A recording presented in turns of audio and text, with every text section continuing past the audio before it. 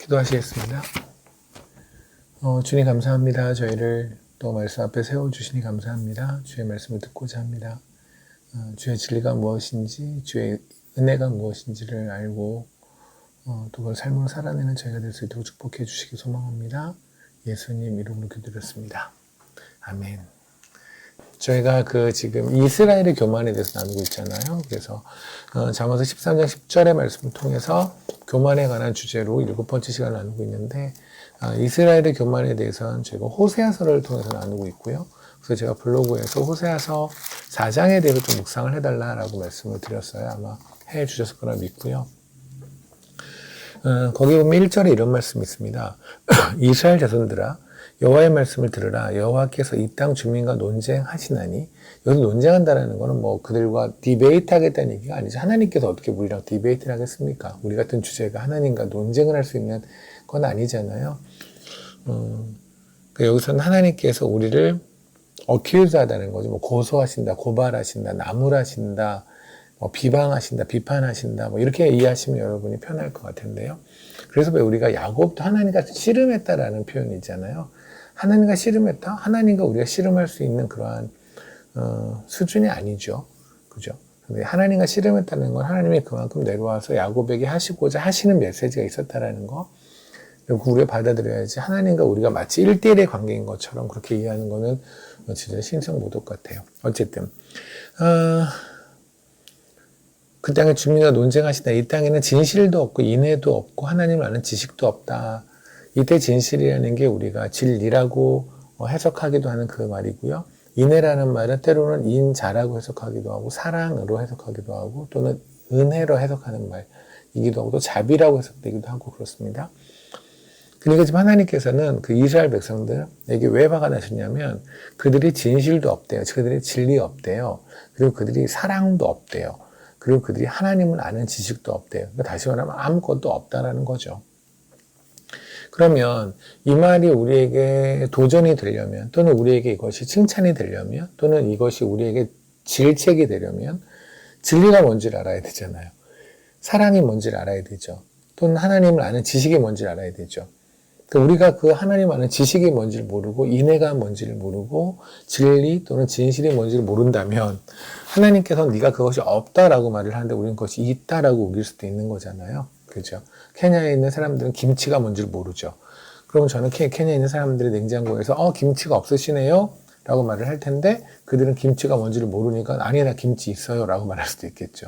하는 것처럼 하나님이 없다라고 하는 그 내용에 대해서 우리가 알아야 내가 진짜 없는지 있는지, 만약에 없다면, 그렇다면 지금 하나님께서 북이스라엘을 질책하시려고 하는 것처럼 우리도 질책을 받아야 마땅한 거고, 근데 하나님께서 감사하게 이 말씀을 주신다는 얘기는 고치시겠다는 얘기잖아요. 그죠? 그래서 고침을 받는 기대를 할 수 있을 것 같아요.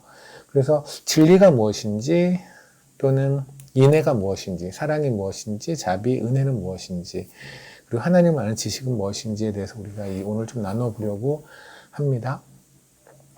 우리가 다 안다고 생각하는 말이죠. 사실 진리라는 말, 은혜라는 말, 사랑이라는 말, 이거 우리가 모른다고 생각하는 사람이 그리스도인들은 없잖아요. 그런데 과연 우리는 그걸 진짜 알고 있는지에 대해서 한번 고민해 보고요. 그것이 알고 있는 것과 또 살아내는 것 좀 다른 얘기죠. 하나님께서 마지막에 말씀하셨던 하나님을 아는 지식이라는 말이 그거예요.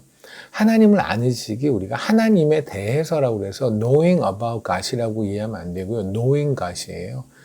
그 제임스 페이커 목사님이 쓰신 하나님을 아는 지식이라는 책이 더 유명하죠. 아마 읽어보신 분도 있을 텐데 그 원제가 knowing God이에요. 하나님을 아는 것. 그러니까 하나님에 대해서 아는 것과 하나님을 아는 것은 다른 얘기거든요. 그러니까 여러분들이 진리라는 거에 대해서 그래 나 진리가 뭔지는 많이 들어봤고 또 나도 뭔지 알아. 근데 지금 사랑이 뭔지 알아. 근데 그것에 대해서 아는 것과 그걸 살아내는 건 다른 거죠.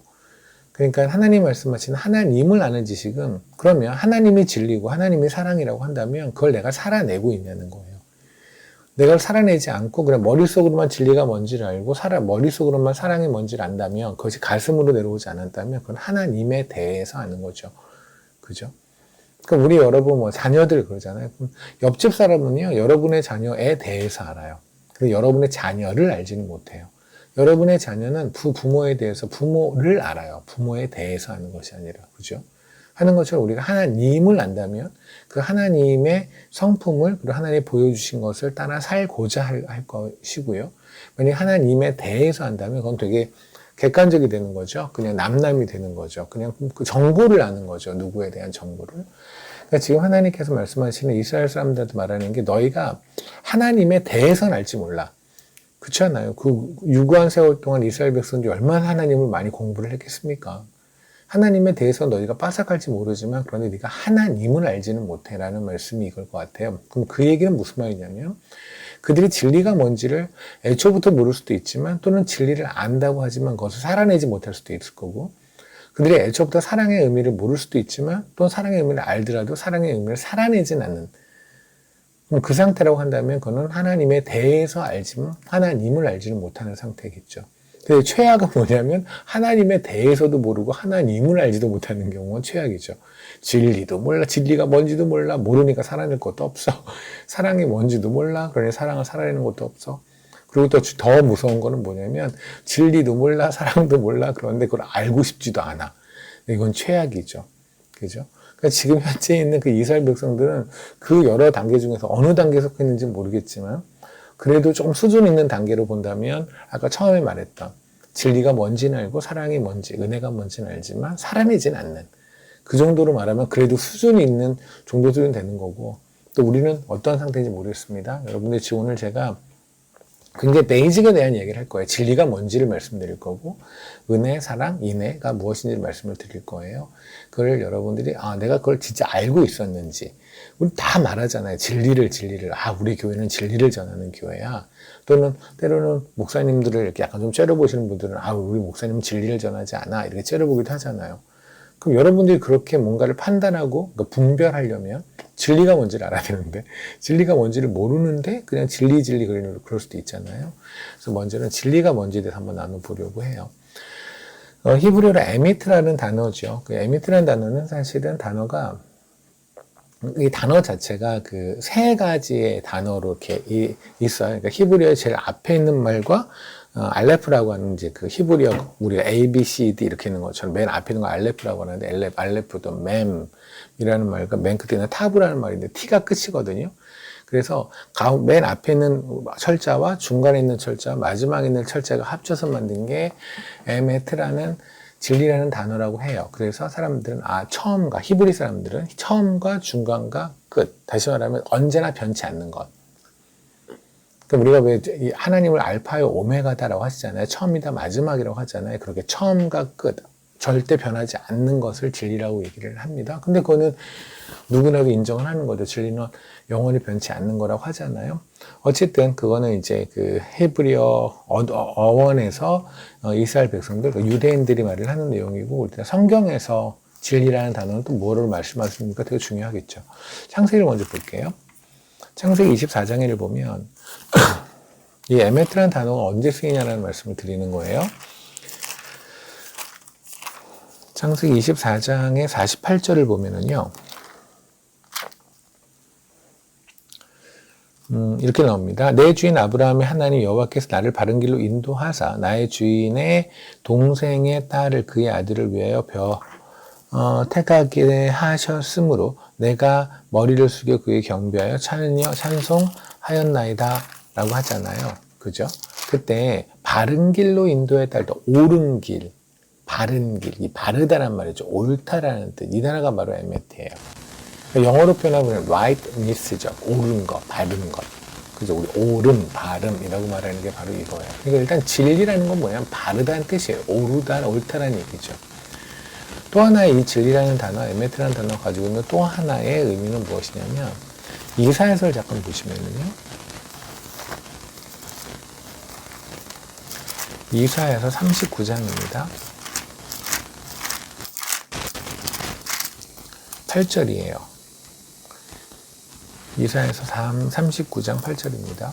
히스기야가 이사야에게 이르되 당신이 이른바 여호와의 말씀이 좋소이다 하고 또 이르되 내 성전에는 평안과 견고함이 있으리라 하니라. 이때 평안과 견고함이라는 말인데 견고함이 바로 에메트예요.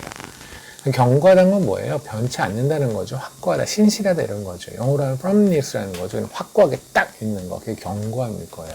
그러니까 합치면 뭐냐면 견고하게 옳은 것, 변치 않게 옳은 것. 아까 그랬잖아요. 변치 않은 것. 그죠? 그게 바로 그게 진리예요. 변치 않는 것. 언제나 변치 않는 것이 진리예요. 그래서 철학가 중에서 뭐 우리가 굳이 뭐 철학가 이야기를 할 필요는 없지만 또 세상이 워낙 그런 철학적 사조를 쫓아서 사람들을 주장하는 경향이 있기 때문에 그냥 철학가 중에 우리가 몰라도 되는 사람 이야기 이름 한 명만 말을 할게요. 그런 거 안 쓰셔도 돼요. 다 아는 사람이에요. 나는 생각한다, 코로나는 존재한다. 그런 거 우리 고등학교 때, 중학교 때 해서 시험 봤잖아요. 데카르트라고 봤잖아요. 오랜만에 듣는 그 이름. 르네 데카르트라는 사람인데 프랑스 철학자죠. 수학자이기도 하고요. 이 데카르트라는 사람은 뭐라고 그랬냐면 진리란 이 세상에서 어느 누구도 의심하지 않는 것, 그리고 의심할 수 없는 것, 그런 가장 확실한 것. 그러니까 이 세상 사람 누구도 그런 의심하지 않아. 아, 그거는 그냥 그게 맞아. 더 이상 의심할 것도 없어. 라고 하는 그것이 바로 진리라고 말을 했어요. 뭔가 말이 될 것 같은데, 근데 성경에 의하면 일단 그건 아니죠. 왜냐하면 성경에서 말하는 진리는 변치 않게 항상 옳은 것, 언제나 변치 않는 것이 바탕이잖아요. 그렇다면 우리가 미의 기준이 그렇잖아요. 지금 우리가 뭐 TV에서 광고 나오는 수많은 아름다운 그 자매님들 있잖아요. 그 자매님들 얼굴 보면 정말 진짜 이쁘다. 누가 봐도 예쁘죠. 근데 그 자매님들이 만약에 조선시대에 나서도 그렇게 히트를 쳤을까요? 아니죠. 조선시대 때는 좀 얼굴이 좀 더 동글해야 되고 뭔가 좀 더 풍만해야 되고 뭐 살점도 있고 뭐 이래야지 더 인기가 있지 않았을까요? 근데 시대마다 아름다움의 미적 기준이 달라지잖아요. 우리 여러분 뭐 중세를 보면 중세의 어떤 그 그림 같은 걸 보면 아름다운 여인의 모습이 있는데 굉장히 다르죠. 그때는 눈썹을 없애는 거 이런 게 어떤 화장의 기본이었거든요. 눈썹이 없애는 것이. 또 남자 같은 경우에는 뭐 종아리를 되게 두껍게 하는 그런 게 미의 기준이었어요. 아세요? 그래서 여러분 중세 그 그림을 보면 중세 이제 패션이 남자들이 스타킹을 그러니까 축구 선수처럼 이렇게 스타킹을 무릎에 올려 신죠. 그게 왜냐면 하얀 것을 해서 종아리가 단단하고 크게 보이는 거를 굉장히 어떤 그 남성미 이런 걸로 표현했거든요. 근데 지금 안 그러잖아요. 그 종아리에는 그때는 여성들도 종아리를 굉장히 보이려고 애를 썼대요. 근데 지금 여러분들 종아리 알 빼려고 그렇게 노력하시잖아요. 그런 거 보면 시대마다 미의 기준은 분명히 달라졌단 말입니다. 지금 여러분이 생각하는 미의 기준이라는 것도 그런 것이 지금 대한민국 여성들은 어떻게든 앞머리를 지금 수호자매처럼 앞머리를 어떻게든 내려가지고 길거리에서 바람이 불면 앞머리 혹시라도 옆으로 커튼같이 쳐지면 이렇게 벗겨지면 뭐 난리 나죠. 그래서 앞머리를 잡고 뛰느라고 정신없잖아요. 바람 불면은. 근데 예전에는 지금 제 나이 또래나 저보다 약간 제 연배랑 비슷비슷하신 분, 뭐 저랑 플러스 마이너스 한 10 정도 되시는 분들은 알 텐데, 그때는 머리를 이렇게 올렸거든요. 이렇게. 여기를 이렇게 부채를 하나 이렇게 얹고 다녔어요. 이렇게 공작처럼. 그래서 뭐 지하철에서 문에 꼈다 뭐 이런 전설들도 있는데. 아무튼 간에. 그러면 뭐 그때는요, 이마를 해서 이렇게 해서 부채에서 공작, 그래서 공작 10명이 같이 다니고 뭐 이렇게 하는 게 아름다웠거든요. 그러니까 미의 기준은 언제나 달라요. 그러니까 지금 우리가 진리라고 생각하는 게 앞으로 10년 후도 그것이 미의 진리라고 생각할 수는 없는 거죠. 그러니까 데카르트 말이 왜 틀리냐면 세상 누구도 어느 누구도 의심하지 않고 저거는 맞아라고 확실하게 생각하는 것. 그것이 진리라고 하려면 세상은 처음부터 끝까지 한 번도 진리가 없었다는 거죠. 그런 건 세상에 없으니까. 그죠? 그리고 또 하나는 뭐냐면 성경으로 본다면 우리는 예수님이 진리라고 믿잖아요. 아멘. 그러면 예수님이 진리라고 하면 세상에서 예수를 진리라고 세상에 어느 누구도 맞아 예수가 진리야 라고 인정한 적이 없죠. 세상은 누구도 대부분의 사람들, 세상에 사는 대부분의 사람들, 하나님의 영이 임하지 않은 사람들은 예수가 진리라는 것을 콧방귀를 끼잖아요. 그죠? 그러니까 세상에서 말하는 진리라는 개념은 일단 성경하고 전혀 다른 이야기. 그럼 뒤집어 가면 여러분이 세상에서 들었던 진리라는 것을 성경에 넣어서 이해하려고 했거나 여러분의 삶에서 그걸 진리라고 생각해서 이해하려고 했다면 그건 크게 잘못된 거라는 거죠. 제가 지금 말한 데카르트의 말은요, 세상에서 그것이 진리가 맞거든요. 그러면 성경에서 말하는 진리, 그 구체적인 내용을 한번 보자고요. 변치 않는 옳은 것, 언제나 옳았던 것, 그 내용이 과연 어떤 것인가. 성경에서 진리라는 말을 여러분이 검색을 딱 해보잖아요. 단어를 딱 해서 성경 검색에 진리를 치면 엄청나게 많이 떠요. 그래서 그거를 다 하나씩을 잡아보자 보면 정말 죽을 것 같다 이런 생각이 들 텐데, 근데 저도 마찬가지로 그걸 보면서 이걸 어떻게 이 일을 어쩌지 이런 생각이 들었는데, 감사하게도 요한일서가 훅 하고 저희 눈에 들어왔던 게, 요한일서는 5챕터밖에 없거든요. 5챕터 안에 8번에 걸쳐서 진리란 말이 등장을 해요. 왜냐하면 요한일서가 쓰는 배경이 하나님의 진리를 왜곡하고자 하는 이단 사상이 들어왔거든요. 초대교회. 그러니까 이단이라는 게 정말 대단한 뿌리를 둔 애들이에요. 얘네들이 초대교회. 그러니까 지금 요한이 시퍼렇게 살아있을 때, 사도 요한이 시퍼렇게 아니거든요. 시퍼렇게까지는 아니겠죠. 나이가 꽤 있었으니까. 어쨌든 간에 살아있을 때. 그러니까는 하나님의 사도가 아직 살아있을 때, 예수 그리스도의 사도가 아직도 살아있는 그 시절에도 이단이 났다는 거는, 지금 그 뒤로 2000년이 지난 지금 이단이 판을 치는 건 너무나 자연스러운 일일 거예요. 그러니까 이단이 있다고 너무 놀래거나 슬퍼하지 마세요. 그냥 그게 원래 그런 거예요. 원래 집에 가서 바퀴벌레 있다고 막 슬퍼하지 않잖아요. 바퀴벌레 원래 늘상 있는 거예요. 똑같아요. 이단은 언제나 늘 있어 왔어요. 그러니까 우리가 뭐라는 건 이단이 뭔지라는 게 중요하겠죠. 어쨌든 당시 요한이 일서를 썼을 때 왜 굳이 그 요한은 계속해서 이단의 그 어떤 진리 얘기를 하냐면, 진리가 계속 훼손을 당했거든요. 그러니까 진리를 수호하기 위해서는 그것은 거짓이야. 너희가 진리를 왜곡하고 있어. 라는 얘기를 계속 반복하다 보니까 5챕터밖에 되지 않는데 그 안에 8번에 걸쳐서, 길지 않은 성경에 8번에 걸쳐서 진리라는 단어를 계속 쓰면서 계속 진리에 대한 수호를 선포를 하죠. 그때 요한일서를 통해서 진리를 수호하고자 했던 그 상대, 다시 말하면 진리를 공격하고자 했던 사람들이 영지주의라고 아마 들어보신 적 있을지 모르는데, 그 영지주의에 관한 이야기는 요한일서에 아주 주되에 써 있고요. 그 다음에 골로새서에도 나와 있는데, 어쨌든 요한일서를 일단 가볼게요. 요한일서에서 진리에 대해서 좀 정리를 하면, 물론 제가 지금 말하는 이 진리가 그 기독교의 모든 진리를 다 설명하는 건 아닙니다. 하지만 가장 베이스 중에 베이스를 설명한다고 생각하시면 될 거고요. 근데 아마 듣다가 초반부에는 거기까지가 진리야? 라고 고개를 갸우뚱거릴 수 있어요. 그런데 끝까지 들으시면 아마 이해가 되실 거예요. 그래서 중간에 나가시는 분들은 저를 이상하게 쳐다볼 거고요. 끝까지 있으신 분들은 이상하게 쳐다보지 않을 거라고 생각이 들어요. 요한일서에 보면 요한일서 1장입니다. 요한일서 1장 6절에 보면, 만약 우리가 하나님과 사귐이 있다 하고 어둠이 행하면 거짓말을 하고 진리를 행하지 아니함이라. 그죠? 진리라는 말이 등장을 해요. 그리고 또 1장 8절에도 그러죠. 만약 우리가 죄가 없다고 하면 스스로 속이고 진리가 우리 속에 있지 아니할 것이요. 라는 말이 있죠. 그리고 나서 또 2장에도 있고 3장에도 있고 4장에도 있고 5장에도 있거든요. 근데 제가 여기서 지금 볼 거는 그걸 다 볼 건 아니고 그 중에 몇 가지만 볼 건데, 특히 1장 8절을 볼게요. 1장 8절을 보면, 만약 우리가 죄가 없다고 말하면 스스로 속이고 또 진리가 우리 속에 있지 아니할 것이요. 그게 무슨 말이에요? 지금 현재 초대교회를 공격하고 있는 영지주의라는 사람들은 지금 뭘 하고 있냐면, 우리가 죄가 없다고 말을 하는 거예요. 그렇기 때문에 지금 요한이 이렇게 말하죠. 우리가 죄가 없다고 말하면 그게 진리를 속이는 거라고요. 그게 속이는 거고 진리가 우리 속에 있지 아니하는 거라고요. 우리가 죄인이 아니라고 말하면. 그러면 영지주의는 뭐라고 말한 거냐면, 우리가 죄인이 아니에요 라고 지금 말했다는 거잖아요. 그게 왜 그러냐면, 영지주의라고 하는 것은 사실은 여러 가지 되게 어려워요. 그러니까 뭐 안에 들어가면 한도 끝도 없이 어렵고, 그 다음에 그 말이 그 말 같고 그 말이 그 말 같은데, 좀 간단히 얘기하면 우리가 죄인이 아니라는 거예요. 그냥 우리는 그냥 영혼은 괜찮아요. 근데 육이 더러워요. 육이 더러운 거고 영혼은 괜찮다는 거거든요.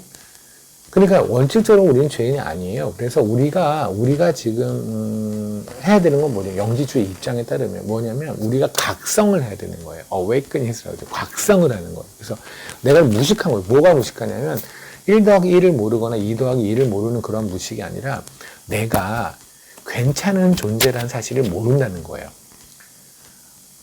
내가 지금 스스로 내 안에 어마어마한 거인이 있다는 걸 모르는 거예요. 나한테 어마어마한 잠재력이 있다는 걸 모르는 거예요. 나는 참 괜찮고 하나님이 마치 천사와 같이 만든 존재라는 걸 모르는 거예요. 나는 나에게 신적인 능력이 있고 내가 말 한마디만 하면 말의 권세로서 모든 게 이루어지고 이러한 일이 있는 걸 모른다는 거예요. 이게 깨우쳐지면 된다는 얘기예요. 최근에 무슨 말 들어보셨죠? 지금 21세기도 이렇게 말하는 분들이 있잖아요. 너에겐 충분한 가능성이 있고 네가 긍정적인 생각만 하면 어쩌고 저쩌고 너에게 안에 있는 거인을 깨워야 되고 뭐 그런 얘기를 많이 들어보셨을걸요. 그게 바로 영지주의예요. 그러니까 우리가 이 땅에서 죄를 짓고 뭐 하고 하는 건 육적인 건데 그건 버리고 그건 중요하지 않은 거고 우리가 내가 지금 괜찮다라는 나는 굉장히 쓸만한 존재라는 걸 내가 깨우치면 마치 신처럼 변할 수 있다라는 얘기예요. 그러니까 출발점은 뭐냐면 예수 그리스도가 십자가에서 죽으신 만큼 우리가 죄인이라는 사실이 인정이 안 되는 거죠. 근데 이게 교회에 들어온 거예요. 근데 이게 정말 말이 안 되는 것 같은데 지금 21세기 수많은 교회에서 지금 이 얘기하고 있지 않습니까? 우리의 죄에 대한 이야기나 죄인에 관한 이야기를 하지 않고 우리가 가능성이 있다, 우리 말의 권세, 우리가 말을 하면 바로가 이루어진다 같이 우리를 신으로 취급하고 있는 사상들과 그런 주장들이 여러분 아마 들어보셨을 것이고 또는 때로는 여러분이 섬겼던 교회나 섬기는 교회에서도 그런 말을 하는 경우를 아마 들어보셨을 거예요. 그게 바로 영지주의예요. 그러니까 지금 요한이 말하는 건 뭐냐면 우리가 죄인이 아니라고 말하는 그것이 거짓이라는 거예요. 그럼 뒤집어 가면 요한이 말하는 진리는 뭐예요? 우리가 죄인이라는 거죠. 우리 모두는 죄인이라는 거예요. 요한일서 2장을 볼게요.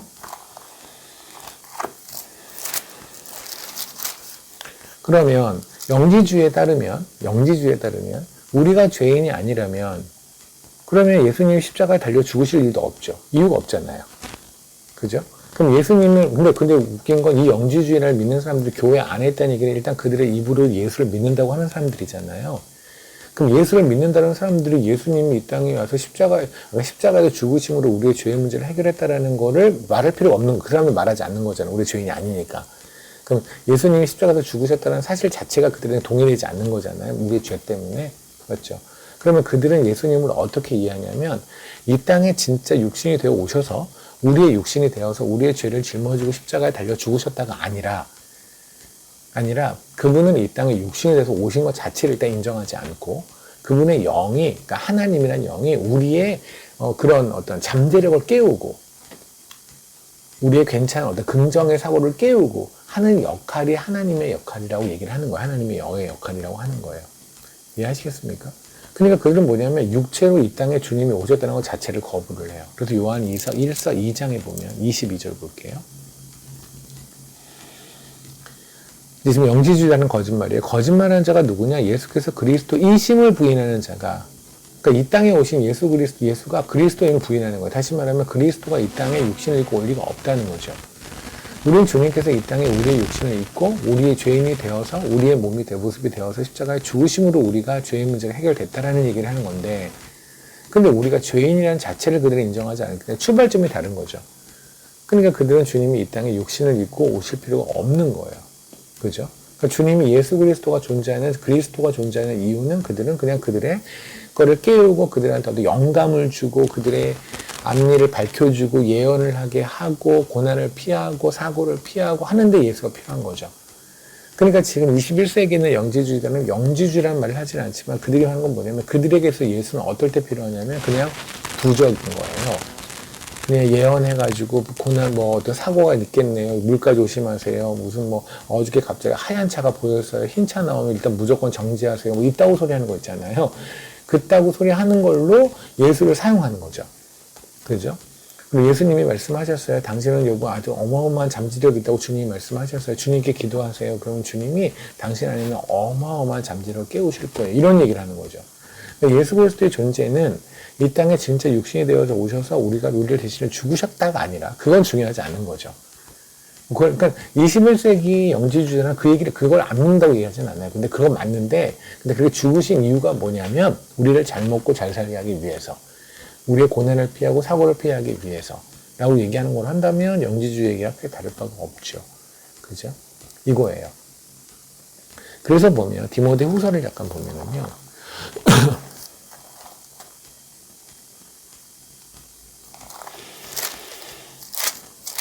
그러니까 여러분 혹시 영지주의에 대해서 공부해 보신 적도 있을 거고 앞으로 또 지금 얘기 들으시면서 나도 공부 좀 해보고 싶다라는 마음이 드실 수 있는데 당시에 있었던 영지주의가 21세기에는 어떻게 변했는지에 대해서 한번 여러분 더 고민을 해보시면 단순히 역사 공부, 2000년 전에 영지주의에 대한 어떤 역사 공부가 아니라 지금 현재 내가 경계해야 되는 영지주의가 뭔지를 같이 아시게 될 것 같아요.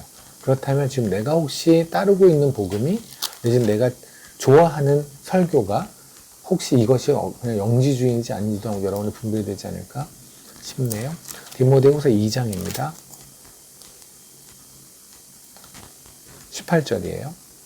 진리에 관해서는 그들이 그렇되었도다. 부활이 이미 지나갔다고 함으로 어떤 사람들의 믿음을 무너뜨리니라. 그죠?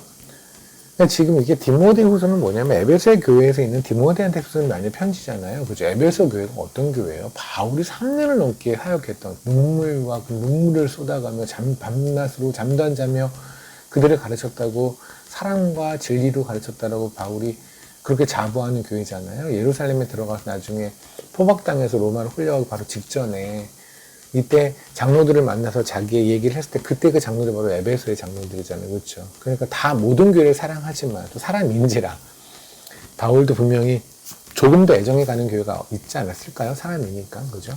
바울한테는 더 애정이 갔던 교회가 뭐 잘 모르겠지만 일단 성경상으로 본다면 에베소 교회는 그랬던 것 같아요. 바울이 원래 거기에 사역을 했던 교회고요. 그 다음에 바울의 가장 사랑하는 제자인 그리고 아들과 같은 디모데를 보낸 거예요. 그럼 얼마나 교회가 단단하겠어요. 근데 그 단단한 교회도 지금 영지주가 들어와 있는 거예요. 그러니까 이단도 굉장히 대담하죠. 그죠?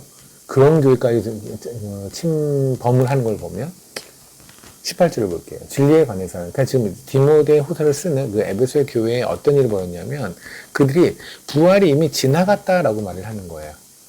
부활이 이미 지나갔다는 건 무슨 말이냐면 부활 없다는 얘기예요. 부활이 없다는 얘기는 뭐냐면 이미 우리는 영혼으로 부활했다는 얘기예요. 그들은. 니네가 영혼이 깼잖아. 니네 지금 죽어있던 너의 잠재력이 깼고 너의 긍정의 힘이 깼고 너의 존재가 얼마나 대단한지 네가 알아차렸잖아. 그럼 너는 이미 부활한 거야. 그러니까 부활이라는 걸 우리가 이제 앞으로 시간이 지나서 그리고 죽고 그 다음에 주님이 십자가에서 부활하신 것처럼 우리가 부활을 한다라는 게 우리가 많이 믿는 부활이잖아요. 근데 그들은 그렇게 말하지 않고 정신적인 부활. 그냥 자기가 그렇게 나는 괜찮은 인간이라는 거가 주입되어지면 부활이 됐다고 믿는 거예요.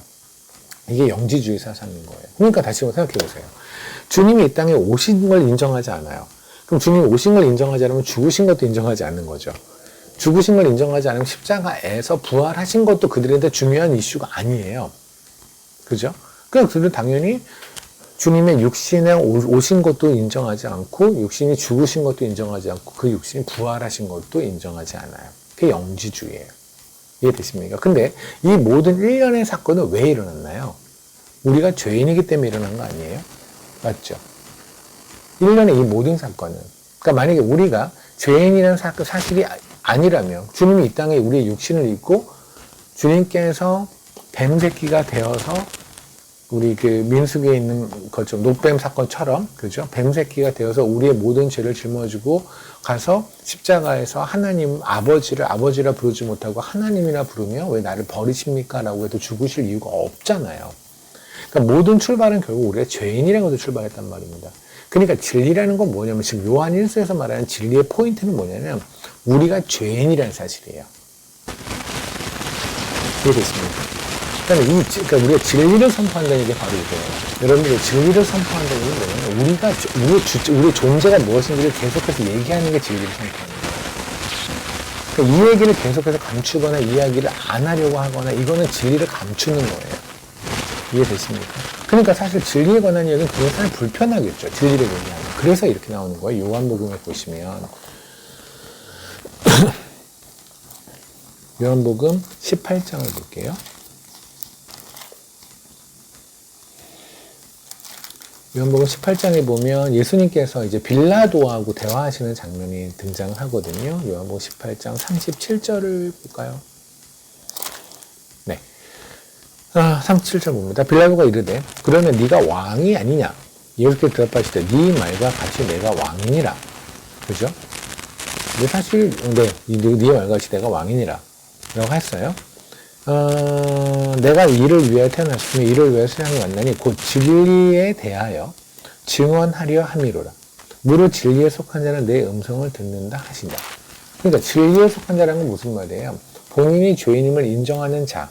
주님이 그러셨잖아요. 아프지 않은 자에게는 의사가 필요 없다. 그러니까 주님이 이걸 구원한다고 한다면 구원이 필요하다고 느끼는 자.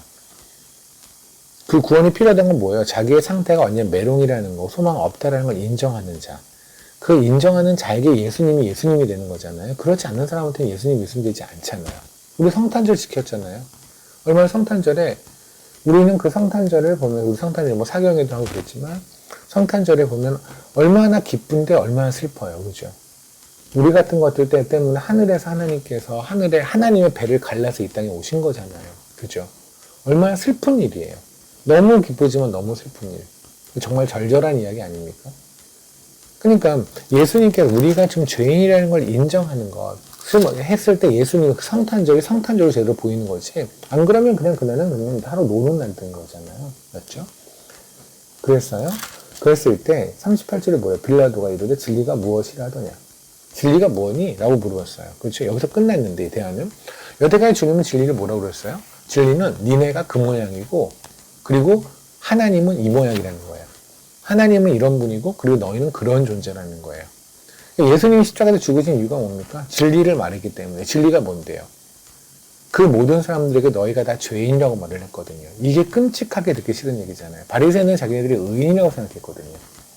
우리는 복음서에서 나오는 수많은 대화 있잖아요. 바리새인이나 주님을 찾아왔던 사람들이 다 나는 의인입니다. 내가 계명을 다 지켰나이다. 그들에게 가서 주님께서 너는 죄인이라고 말을 했으니 그들은 견디지 못하는 거예요. 주님이 지금 십자가에 달리기 바로 직전의 빌라도에 대해서도 마찬가지죠. 내가 진리를 전하기 위해서 왔어. 빌라도는 진리가 뭔데? 그 진리가 뭔데요? 우리가 죄인이라는 사실이에요. 이게 되십니까? 베드로 전설 다시 볼게요.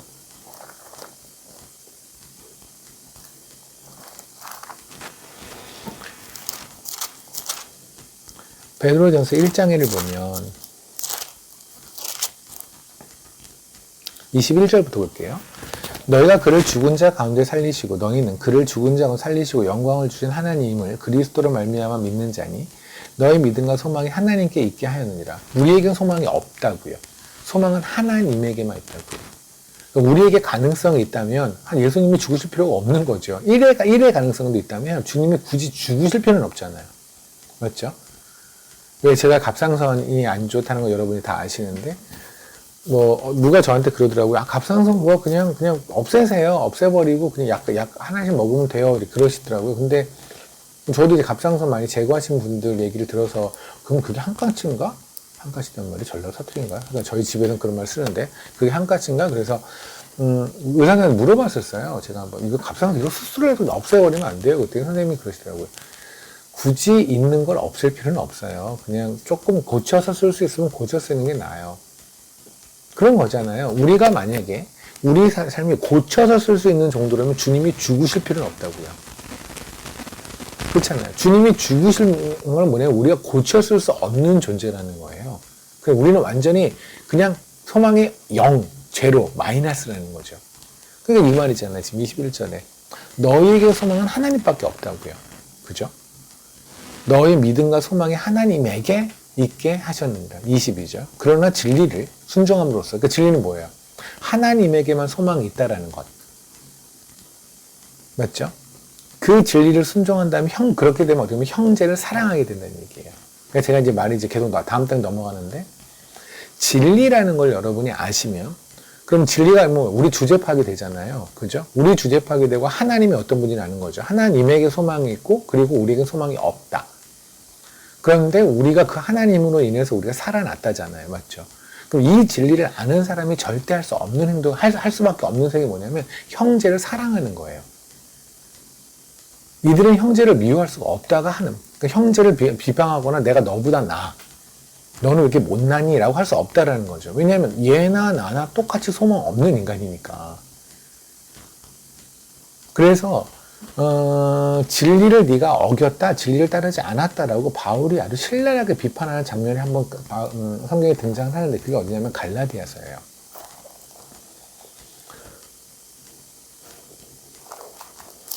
여러분 제가 지금 말씀드리는 건 진리가 이제 뭔지 알았습니다. 하나님에게 소망이 있다, 우리에게 소망이 없다. 이게 진리예요.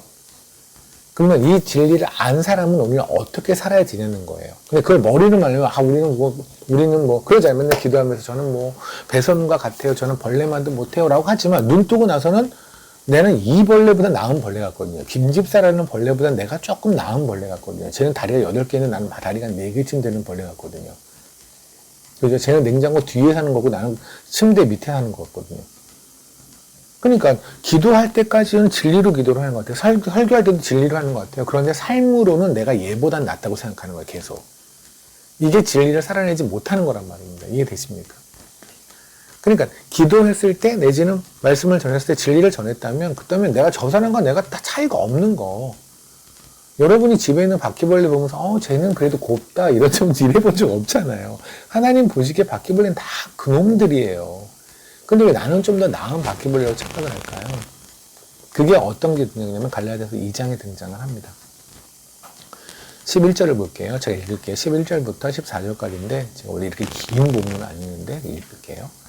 게바가 안디옥에 이르렀을 때에 게바 아시죠?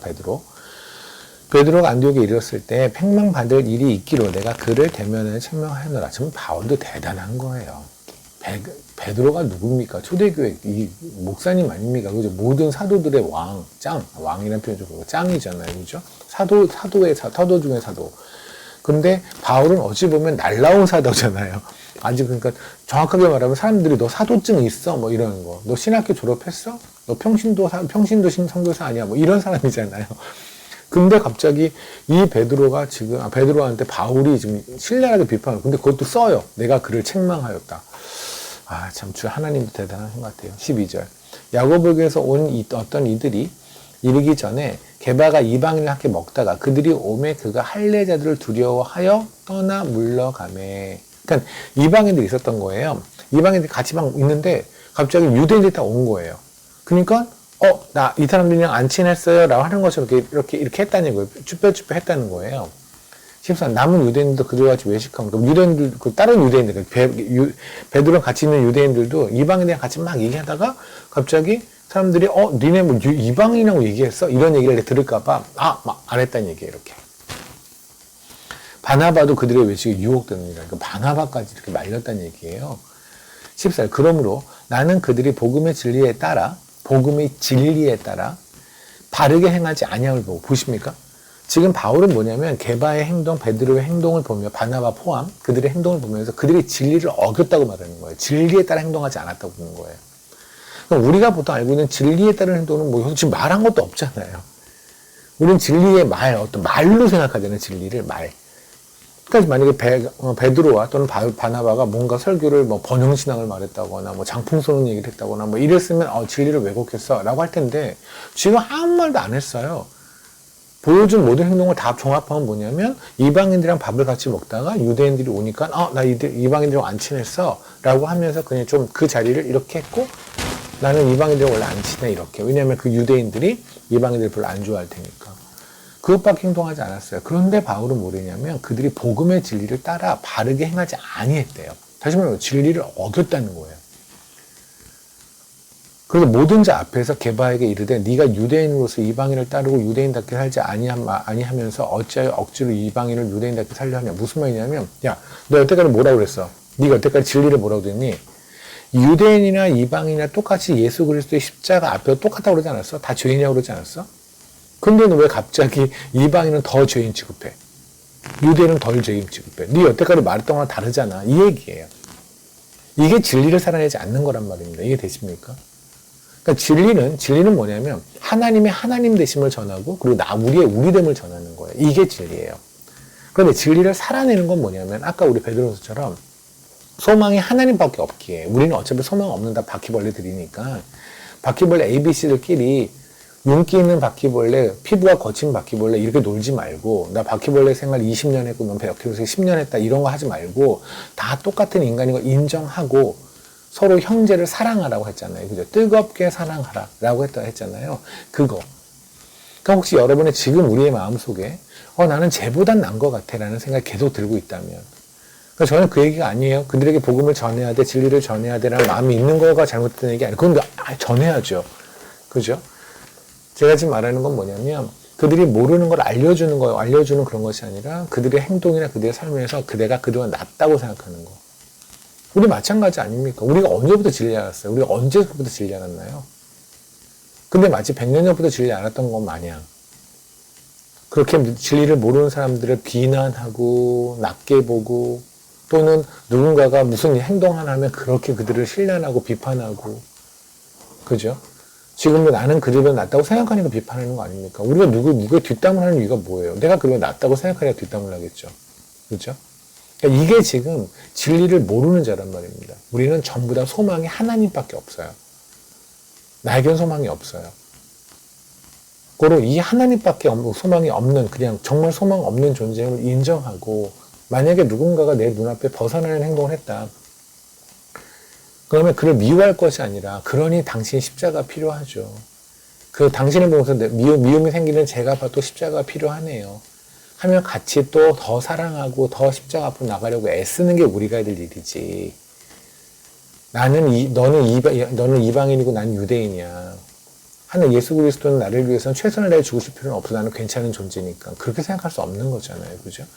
이게 바로 진리에 관한 이야기라고 생각합니다. 물론 제가 말씀드린 것처럼 그거 외에도 진리에 관한 얘기는 여러 가지 방면으로, 다양한 면으로 해석할 수 있을 것 같아요. 그런데 오늘은 요 방면으로 해석을 해보고요. 그럼 봅시다. 그래서 히브리서를 보면 우리가 진리, 하나님의 말씀을 진리의 말씀이라고 하잖아요. 그래서 히브리서 4장을 보면 12절입니다. 하나님의 말씀은, 진리의 말씀은 살아있는 활력에서 좌우의 날선 어떤 것보다 예리하여 혼과 영과 및 관절과 골수를 찔러 쪼이기까지 하며 또 마음의 생각과 뜻을 판단하나니. 이거는요, 딴 사람의 골수를 자른다는 얘기가 아니고, 우리는 계속 말씀으로 남의 골수를 자르려고 그래. 지들이 사무라이인 줄 알아요. 이 말씀은 나의 골수를 쪼갠다는 얘기예요. 나의 마음을 쪼갠다는 얘기예요. 그러니까 진리의 말씀은 뭘 하냐면 내 주제를 파악하게 한다고요. 나는 되게 괜찮은 존재인데 말씀 앞에 갔더니 그냥 창세기 1장 1절을 성경 내가 요번에 10독했는데 11독을 들어 시작한다. 하나님 저 한번 가봐요. 그리고 딱 시작했는데 태초에 하나님 말씀을 쌓아 창조하셨다 해도 무너지는 거예요. 나 결국 그런 존재였잖아. 근데 내가 창조주까지 까불었지. 내가 창조주까지 그를 판단했지. 말씀 한 절은 우리의 골수를 쪼개요. 너무 활력에서 양날에 있는 양검 있죠. 양쪽에다 검 있는 거. 부엌칼은 한쪽만 날카롭잖아요. 그 말고 양쪽이 다 이렇게 날카로운 거. 그래서 이렇게 치나 다 베일 수밖에 없는 말씀을 보다 보니까 와, 나 진짜 쓰레기구나. 이걸 인정했는데 어떻게 나무를 쓰레기로 볼 수 있어요? 내가 제일 쓰레기인데. 내가 탑 오브 탑 쓰레기인데. 그렇잖아요. 근데 그런데도 불구하고 남을 비판할 수 있다면 그거는 말씀을 안 받다는 거죠. 그건 진리 안에 서 있지 않다는 거죠. 그래서 여러분이 정말 진리 안에 서 있는 사람이 되고자 한다면 먼저 무너지세요. 진리는 제일 먼저 뭐 하냐면 나를 무너뜨리세요. 내가 무너지면 하나님이 높게 보이죠. 그죠? 제가 한번 말씀드렸잖아요. 하나님께 영광을 돌린다. 하나님의 이름을 높여드린다는 거는 하나님은 애초에 가장 높이 있잖아요. 가장 높이 있는 걸 어떻게 높여요? 예를 들어서 한 집안에 아버지가 있어요. 이기석 장로님 같은 아버지가 있어요. 그러면 주영이 아들이 아빠를 아버지보다 높이 할 수는 없잖아요. 아버지가 제일 높은데 한 가정에서. 가장 높은 자를 높여드리는 방법은 뭐냐면 이 사람이 낮아지는 거예요. 그렇잖아요. 어차피 갭이 생기는 거잖아요. 그러니까 하나님 우리가 아무리 모르려도 높여지지 않아요. 아니 어찌 보면 우리가 어떤 미사 여구를 써서 하나님을 찬양한다고 하면 할수록 하나님의 이름이 누가 될 수밖에 없을 수도 있어요. 하나님은 그냥 하나님으로 가장 아름다우세요. 그러니까 그 하나님의 이름을 높여드리는 방법은 내가 엎드리는 거예요. 하나님의 진리는 내가 나를 파악해서 내가 완전히 납작하게 엎드림으로써 하나님이 얼마나 높으신 분인지를 알게 하는 것. 그게 바로 진리란 말입니다. 근데 이것을 여러분이 안다고 하지만 실질적으로 살아내는 것. 교회에서 팔 올리고 손 올리고 하나님을 찬양하는 건 누구든지 할 수 있어요. 그렇잖아요. 그건 누구든지 할 수 있어요. 그냥 음악에 필 받아서 할 수 있고 갑자기 감정이 치밀어 올라서 할 수도 있고 할 수 있어요. 아니면 교회에서 여러분이 하나님을 찬양합니다. 다 할 수 있어요. 그런데 그걸 실질적으로 살아내는 그 진리를 살아내는 기도하면서 나는 쓰레기입니다라는 말 1000만 번 할 수 있어요. 저는 한 번 어느 교회에서 어느 목사님이 목사님인데 정말 계속 저는 쓰레기고 옆에서 저는 무슨 쓰레기 고로고치 온 줄 알았어요. 진짜로 그분은 계속 내가 쓰레기고 근데 저녁을 먹으러 왔거든요. 그 목사님이랑 같이 싫어해요. 저녁 먹으러 왔거든요. 성도 욕을 한 명 한 명을 짚어보면서 얘기하는 거예요. 성도님 아까 보셨죠? 그 집사 보셨죠? 그 눈빛 좀 이상하죠? 본인이 아까 제 옆에서 쓰레기고 저는 배설물이 똥이고 쓰레기고 계속 그러셨는데 가가지고는 내가 쟤보다 나은 쓰레기고 쟤보다 나은 똥이고 이러고 있는 거예요. 지금 이게 무슨 말 같지도 않은 얘기예요. 이게 진리가 아니라는 얘기입니다. 그게 바로 아까 게바에게 바울이 한 얘기예요. 네가 이방인보다 나은 게 뭔데? 네가 여태까지 말했던 게 뭔데? 다 쓰레기라고 하지 않았니? 근데 갑자기 왜 네가 이방인보다 나은 쓰레기인 것처럼 행동하는 거야? 이게 지금 바울이 한 얘기잖아요. 그죠?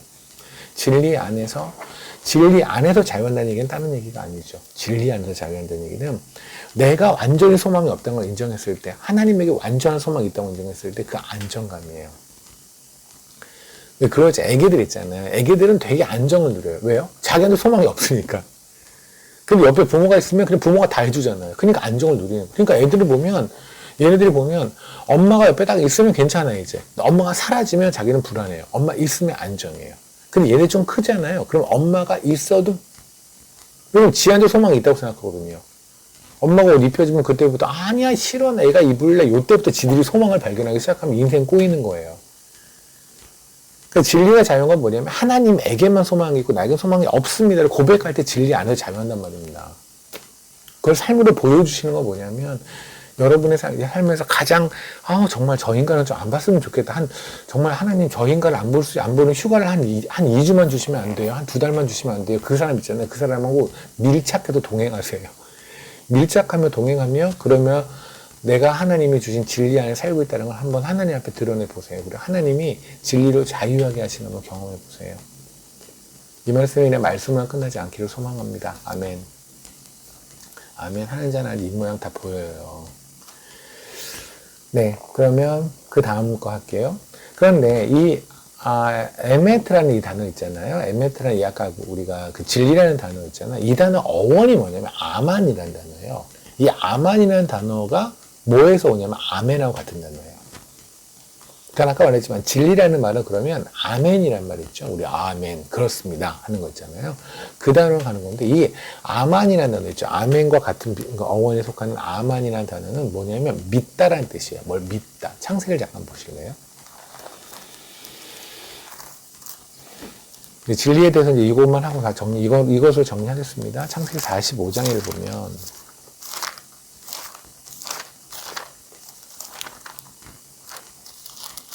26절입니다.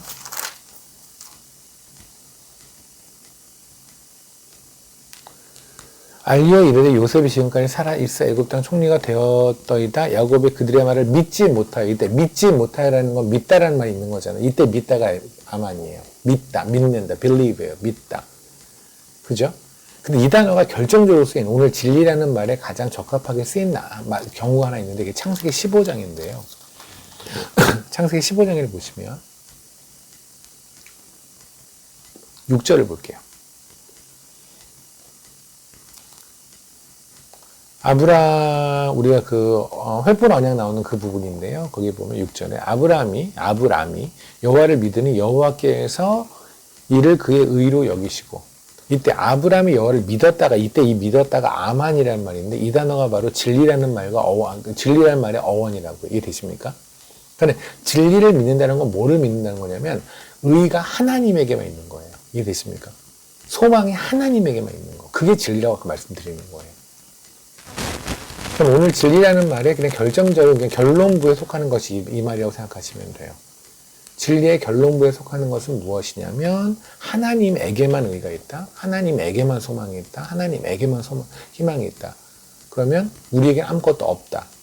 그죠? 나뿐만 아니라 얘도 그렇고 우리 다 그렇다. 그럼 우리 안에서 누가 더 높고 누가 더 낮고 할 이유가 하나도 없다. 높으신 분 딱 하나님밖에 없다. 하나님 다음에 나 높고 그 다음에 쟤 높고 이런 거 아니고 하나님만 높으시고 우리는 다 그놈들이다. 이걸 인정하는 게 바로 믿는 거예요. 그게 진리를 믿는 거예요. 아멘. 네. 그러면 이제 진리는 그랬고요. 이제 인애라는 말이 있습니다. 그럼 인애는 뭘까? 인애. 아까 그랬잖아요. 우리 이런데 인애는 너무 유명한 말이에요. 헤세드라는 말 모르시는 분도 없잖아요. 그죠? 헤세드. 영화도 나오고 막 이런. 헤세드라는 말이 인애, 은혜라는 말이죠. 그게 헤세드예요. 이 헤세드란 말이 주로 어떤 말이냐면 원래는 인애, 그러니까 사랑, 은혜, 자비, 긍휼 이렇게 여러 가지로 해석이 되는데, 근데 이 말에 포인트는 뭐냐면 언약이나 충성심이란 말이에요. 이게 그냥 사랑, 그러니까 세상에서 말하는 사랑, 봐주는 이런 게 아니에요. 봐주는 근거가 언약을 근거로 사랑하는 것. 언약을 근거로 긍휼을 베풀고 언약을 근거로 자비를 베푸는 게 헤세드예요. 그러니까 세상의 사랑이나 세상의 긍휼은 뭐예요? 어떠한 언약이나 어떠한 근거 없이 그냥 내 마음이 동하면 사랑하는 거잖아요. 맞죠? 그렇잖아요. 내가 삘 받으면 사랑하는 거잖아요. 오늘 컨디션 좋아 사랑하고 컨디션 안 좋아 안 사랑하고 뭐 이런 게 세상의 사랑이라고 한다면 하나님의 사랑은 언약을 기반으로 하는 카비네트라고 해요. 언약을 베네트라고 그러죠. 언약을 기반으로 한 사랑, 언약을 기반으로 한 긍휼, 이게 바로 헤세드라는 거예요. 출애굽 장.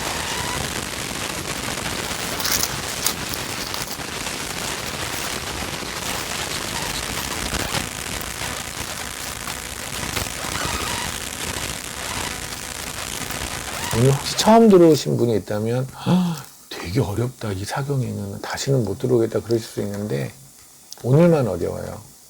평상시 우리 안 어렵잖아요. 그죠? 고개를 끄덕거려야 그들이 다음에 또 옵니다. 네.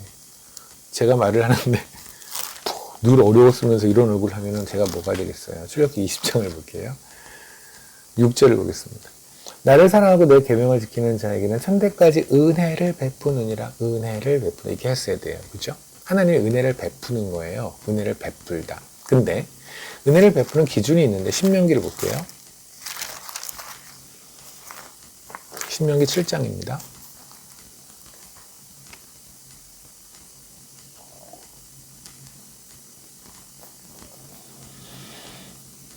(12절) 너희가 이 모든 법도를 듣고 지켜 행하면 네 하나님 여호와께서 내 조상에게 맹세하신 언약을 지켜 내게 인애를 베풀 것이요. 보이십니까? 하나님께서 하나님의 언약을 지키고 지켜서 인애를 베푼다고요. 이게 바로 헤세드예요. 물론 여기는 언약이라는 말, 베네트라는 말하고 헤세드는 다른 단어지만 헤세드라는 단어가 쓰이는 용법은 뭐냐면 그냥 사랑하는 게 아니라 언약을 베이스로 한 하나님이 그 언약을 하셨기 때문에 그렇기 때문에 그 사랑을 한다는 얘기예요. 이해되십니까? 그럼 그 언약이 뭐냐는 얘기예요. 그럼 우리는 창세기 15장을 다시 가볼까요?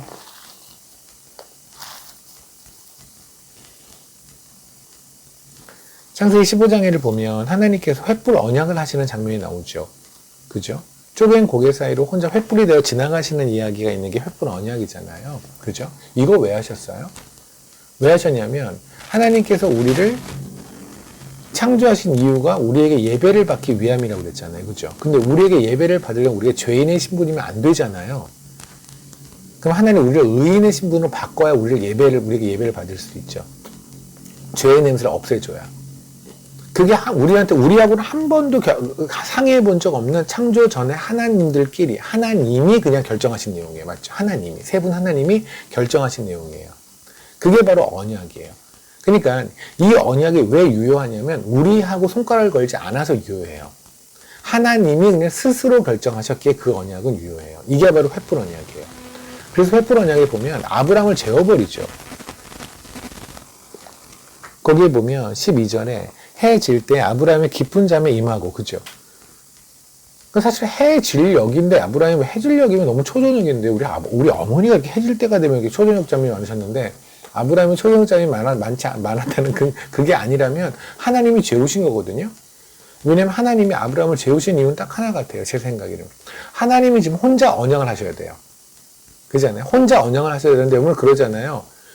엄마가 혼자 뭐 좀 하려고 그러는데 애가 깨어가지고 엄마 하고 쫓아다니면 엄마 무엇도 못하죠. 그때 엄마는 뭐를 해요? 얘를 기절시키죠. 그런 것처럼 지금 하나님은 아브라함을 빨리 기절시켜버려야 돼요. 그래야 하나님이 혼자 언약을 할 수 있어요. 그게 아브라함을 재워버린 걸 거예요. 그리고 나서 하나님은 뭐를 하십니까? 17절에 해가 져서 어두울 때 연기나는 화로가 보이며 타는 횃불이 쪼갠 고기 사이로 지나가더라. 쪼갠 고기가 뭐예요? 십자가도 쪼개진 예수 그리스도잖아요. 십자가 예수 그리스도 사이로 주님의 하나님의 그 불의 진노가 지나가심으로써 모든 언약이 이루어졌다고요. 이해되십니까? 예수님에게 모든 진노를 다 퍼부시는 그 언약을 통해서 우리가 살아났잖아요. 그래서 아브라함은 살아난 거예요. 이해되세요? 네. 그러니까 이게 바로 하나님의 언약이에요. 이 하나님의 언약. 우리를 우리에게 찬송과 찬양을 받겠다고 하는 하나님 쪽의 언약. 그 언약이 있기 때문에 우리에게 이 은혜를 베푸신단 말입니다. 횃불 언약이라고 하는 하나님의 언약이 있기 때문에 쪼갠 고기, 예수 그리스도를 쪼개시고 그 안에 다 모든 걸 퍼부으심으로 하나님의 모든 진노를 다 사그라치시고 우리를 죄인에서 의인으로 바꾸시는 이 모든 은혜가 임한 이유가 바로 뭐냐면 하나님이 스스로 하신 언약 때문이라고요. 이해되십니까? 그런데 제가 이거를 지난번에 한번 모 교회에서 설교를 했어요. 라이프 미션 교회에서 설교를 했었는데 그런데 우리는 여기 공감을 못 한다는 거예요. 그러니까 이게 얼마나 대단한 일인지 이것을 통해서 예수님이 얼마나 심한 고통을 어떤 고통을 당했는지 잘 몰라요. 그러니 하나님은 지금 아브라함한테 뭐를 하시냐면 보세요. 우리 아까 아브라함이 깊은 잠이 임할 때 12절에 보면 해질 때 아브라함이 깊은 잠이 임하고 큰 흑암과 두려움이 그에게 임하였더니 근데 깊은 잠을 재웠으면 그냥 재우면 되잖아요. 그죠? 엄마가 무슨 일 하려고 애들 재웠으면 그냥 재우면 되는데 굳이 거기에 왜 아브라함에게 흑암과 두려움을 임하게 했을까요? 소위 말하면 그 잠속에도 악몽 꾸게 한다는 거잖아요. 그죠? 막 악몽, 흑암하고 두려움이 굳이 하나님이 이렇게 깔끔하게 언약을 그냥 혼자 하실 거면 그냥 깔끔하게 하시면 되지. 거기다가 왜 아브라함한테 이렇게 나쁜 꿈을 꾸게 하시고 기분 안 좋은 그런 상태가 있었을까? 이 흑암이 바로 뭐냐면 마태복음을 잠깐 보시면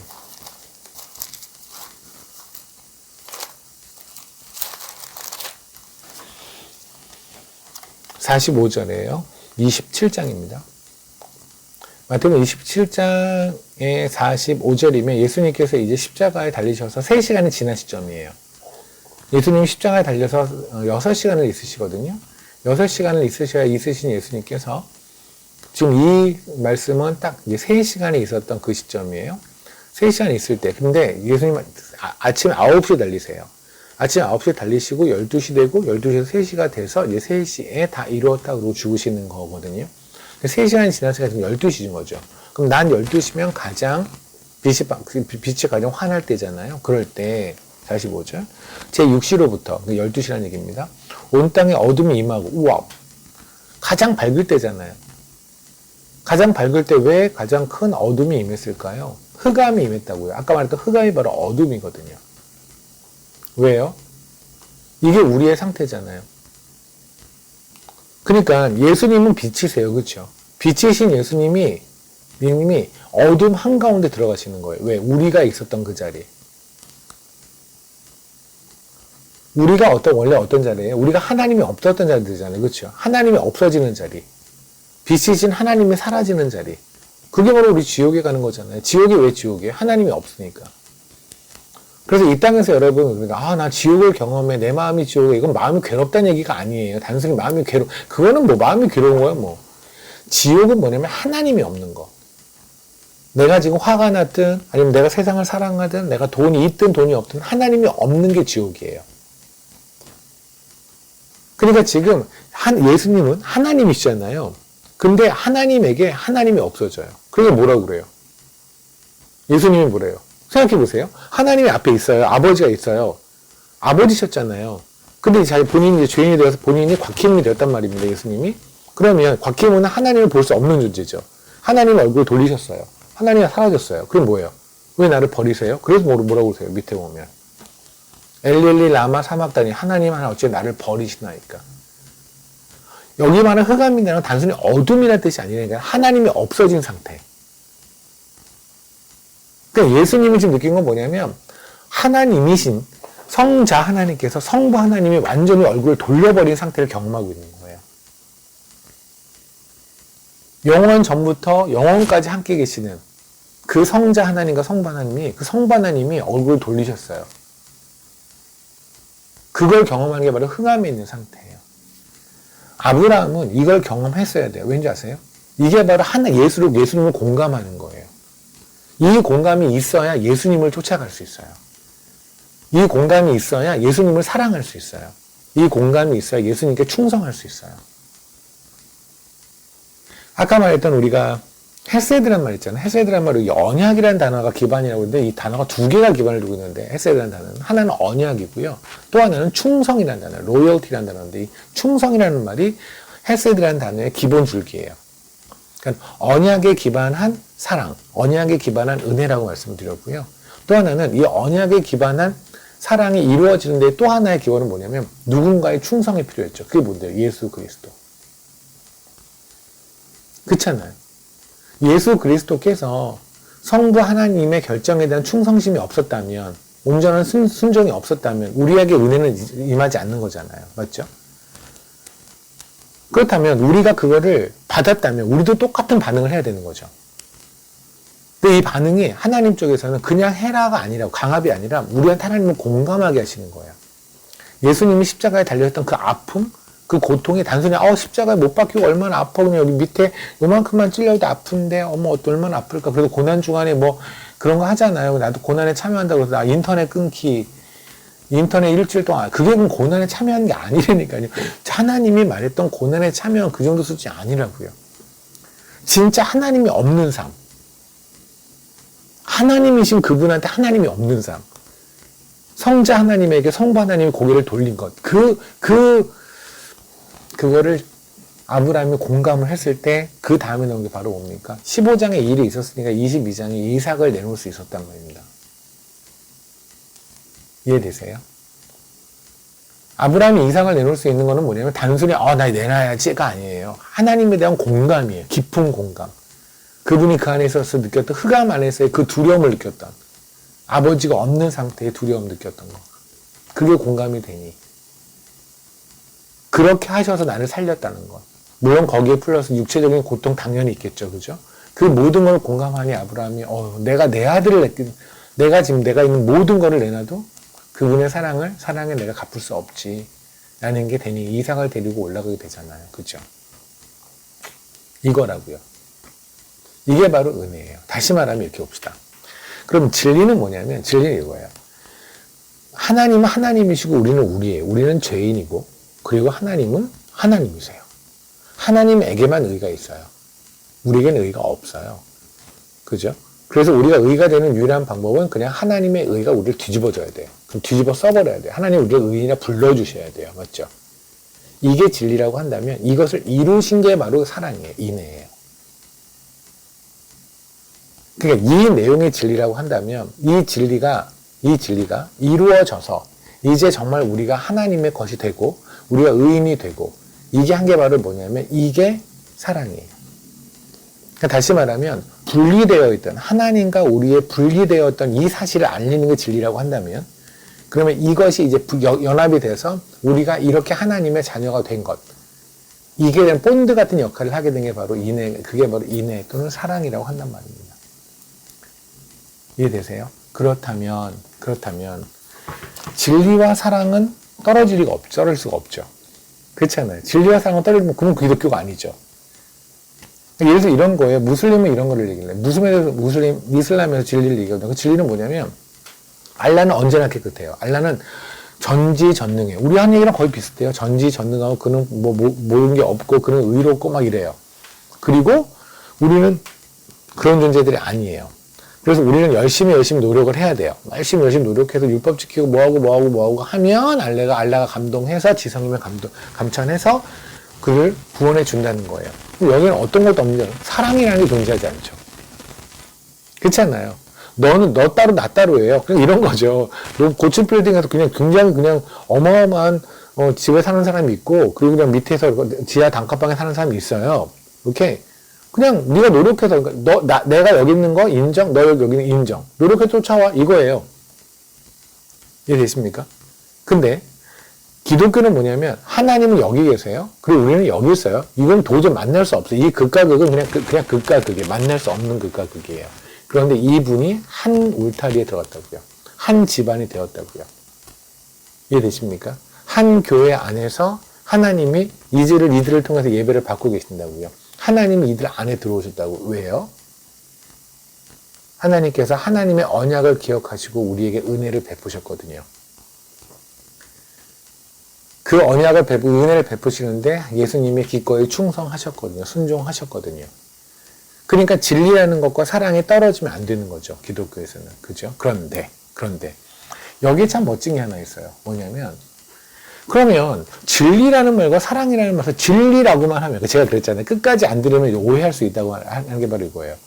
그러면 진리를 선포한다는 얘기는 예수님의 하나님의 사랑을 선포하지는 않는 건가요? 그러면 진리와 사랑은 같이 해야 되는 거야. 그게 아니라고요. 무슨 말이냐면 엄격하게 베이지컬리 말하면 진리와 사랑은 그러한데 그런데 이거를 합치신 게 누구냐면 예수님이세요. 이걸 합치신 게 하나님이에요. 무슨 말이냐면 예수님이 뭐랬어요? 본인이 내가 진리요. 그 무슨 말이에요? 주님이 십자가에 달려 죽으시는 게 진리예요. 진리는 뭐냐면 이제는 진리와 사랑은 떨어져 있는 것 같았는데 사실은 예수님을 통해서 진리와 사랑이 같아졌어요. 그죠? 진리와 사랑은 떨어진 것 같은데 하나님은 뭐냐면 하나님은 사랑이라. 그러니까 기독교 안에서 우리한테는 복음 안에서는 진리라는 말 안에 진리와 사랑이 같이 들어있고 사랑이라는 말 안에 진리와 사랑이 같이 들어있다고요. 이해되십니까? 그럼 엄격히 말하면 진리와 사랑이 다른데 그런데 이것이 하나로 됐다고 이제는. 그러니까 진리를 전한다는 얘기는 그 안에 진리를 전한다, 진리를 전하는 삶을 산다거나 이제는 진리의 삶을 산다는 말 안에는 하나님을 인정하고 나를 인정하는 것과 그리고 이런 하나님과 나의 간극을 예수 그리스도의 희생을 통해서 그분이 흑암과 두려움 사이에서 당했던 모든 고통과 아픔을 통해서 그 희생을 통해서 내가 하나님의 것이 됐다라는 거. 하나님이 그토록 나를 사랑했다는 것까지 포함되는 얘기란 말입니다. 이해되십니까? 뒤집어 가면 우리가 하나님의 사랑을 전한다는 얘기는 그냥 어디 가서 무조건 밥만 퍼주는 것이 아니라 그 안에 그들이 어떤 존재이고 우리는 어떤 존재인지에 대한 설명도 들어가 있는 얘기예요. 그게 하나님의 사랑이에요. 이해되십니까? 그러니까 하나님의 사랑은 세상 사랑처럼 하나님 없이 그냥 사랑 타령하는 것이 사랑이 아니라 하나님의 하나님 된 거 우리의 우리됨을 전하는 것이 포함되는 게 사랑이고 하나님의 진리를 전한다는 것은 하나님의 사랑과 더불어 전하는 것이 진리가 됐단 말입니다. 지금 내 말이 이해가 되고 있나요? 진리는 사랑은 달라 보이지만 예수 그리스도를 통해서 이 진리와 사랑은 이제 하나가 되어서 지금은 우리 안에서는 진리와 사랑은 이제 나눠서 설명할 수 없는 그러니까 하나님은 사랑이라 라는 말을 보시면서 그냥 사랑이 아니라 그 안에서 하나님의 하나님 되심과 우리의 자금, 하나님의 크심과 우리의 자금이 발견되어지는 게 하나님은 사랑이라예요. 하나님이 날 너무나 사랑하셔서 라는 말은 하나님은 너무 크신데 그 크신 분이 이 아무것도 아닌 나를 돌봐주시고 오늘 날 용서하시고 이게 사랑에 포함되는 거라는 얘기입니다. 이해되십니까? 우리가 누군가에게 진리를 선포한다는 얘기는 가서 그냥 칼로 베고 넌 나쁜 놈 넌 쓰레기야, 넌 죄인이야만 설파하는 것이 아니라 그 안에 그런 당신을 다시 품어 안는 하나님의 사랑을 만나는 것까지가 진리를 전하는 거란 말입니다. 그러니까 우리는 그렇지 않아요. 진리를 전한다 그러면 뭔가 칼로 베는 듯한 그냥 면도가 쫙쫙쫙쫙 베는 말이 많은 게 진리 같지만 사실은 그게 아니라 그 말이 포함되어야 하죠. 말씀을 우리를 무너뜨려야 되니까. 그죠? 말씀을 무너뜨릴 겁니다. 근데 그거를 살리는 거. 그런 존재가 여러분이고 저인 거 변함없지만 하지만 그럼에도 불구하고 우리를 위해서 주님이 하신 일, 그 일은 오늘도 유효합니다라고 그들을 품어 안는 것까지가 진리를 전하는 거란 말입니다. 아멘. 이것을 알려면 하나님을 알아야 돼요. 그러니까 하나님에 대해서 아는 것은 진리 따로 사랑 따로 아는 것은 하나님에 대해서 아는 걸 거예요.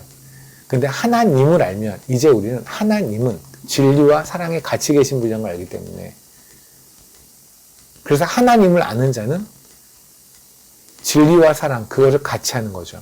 그래서 사람들 안에서 변치 않는 사랑을 하는 거죠. 보세요. 하나님의 사랑은 어떤 거냐면 하나님의 언약이잖아요. 하나님의 언약에서 주신 은혜잖아요. 고로 우리의 상태에 따라서 변하지 않아요. 이게 참 포인트예요.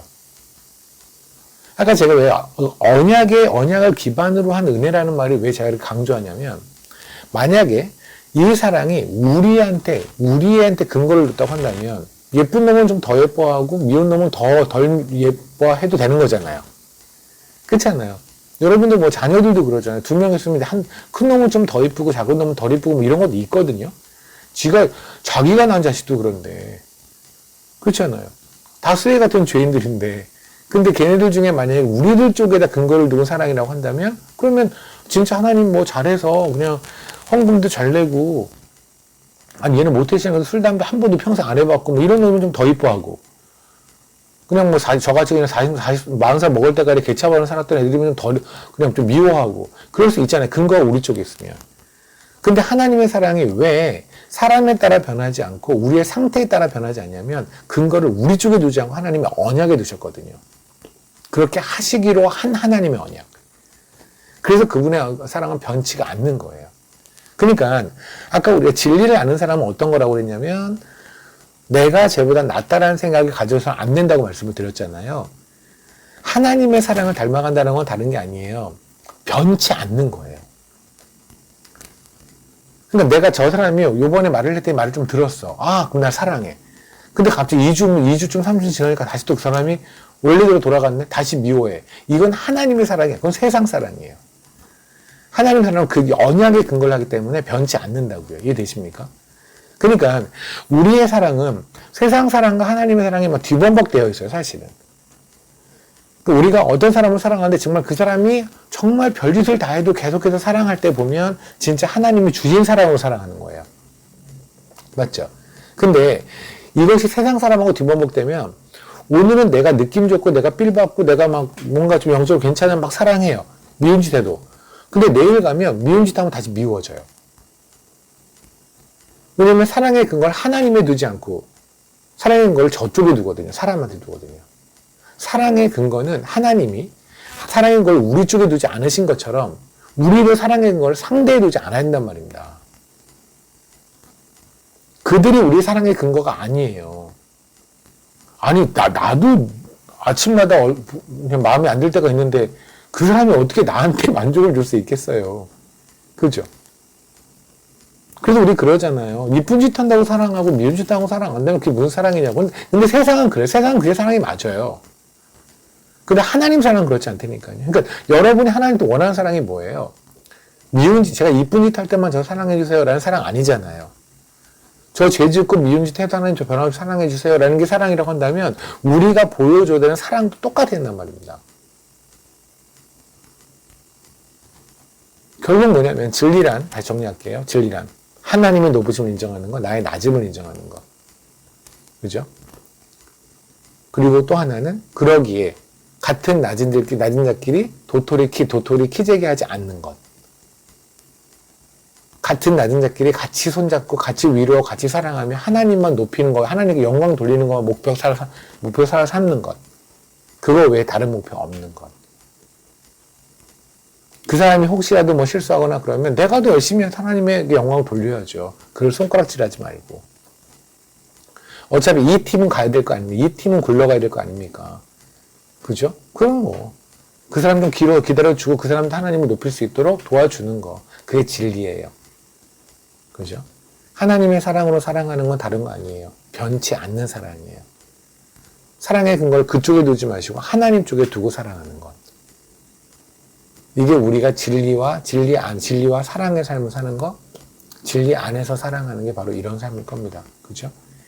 이렇게 살아갈 때 우리는 하나님 이럴 거예요. 네가 나를 안다.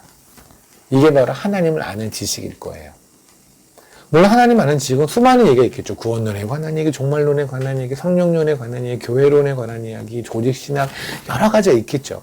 그런데 그걸 좀 더 그냥 간단하게 추려서 얘기하면 이걸 거라고 생각합니다.